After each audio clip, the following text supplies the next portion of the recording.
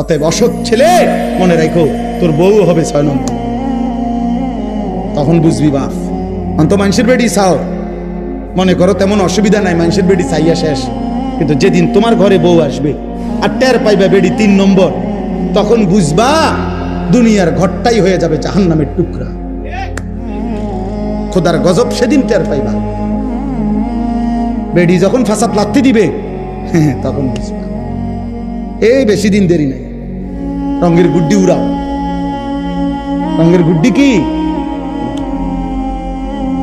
আমরা জানি না। প্রতিদিন কি পরিমাণ মানুষের পারিবারিক অশান্তির কথা শুনি চাচা, মনে হয় মাঝে মাঝে কাঁদি। সব পাবলিকের কাছে কে বলে তো আমগো কাছে দোয়া চাই, বুঝেন নাই কথাটা? এটা তো স্বাভাবিক। দোয়া আমগো আছে তো কানে কানে বলে, আলাদা বলে পারিবারিক অশান্তির কথা। কোটি টাকার মালিক, আমি তো ঢাকা শহরে জুমা পড়াই চাচা, 1000 কোটি টাকার মালিক তো আমি চিনি, আমগো মুসল্লি তো কোটি টাকার মালিক তো আমরা চিনি।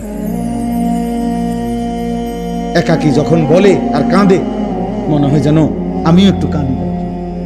বাইরে নামনে ফিটফা, তার ভিতরের কষ্টে তো জাহান্নামের আগুন জ্বলে। স্ত্রী অবাধ্য, মেয়ে অবাধ্য, ছেলে আরেক মাইয়া লইয়া ভাগ্যা গেছে, মাইয়া আরেক ফোলা লইয়া ঘর করতেছে, হতের থেকে মাইয়া লইয়া ফুটছে। একদিন এই কিছুদিন আগে এক ভদ্রলোক বলতেছে, কানতেছে আমার কাছে, হুজুর আমি তার এত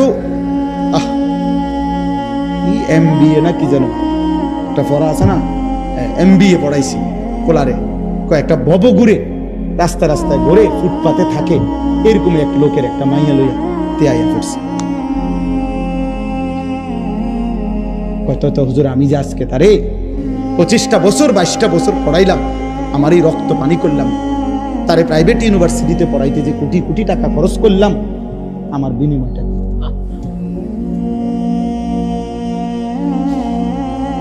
বলো বাবা।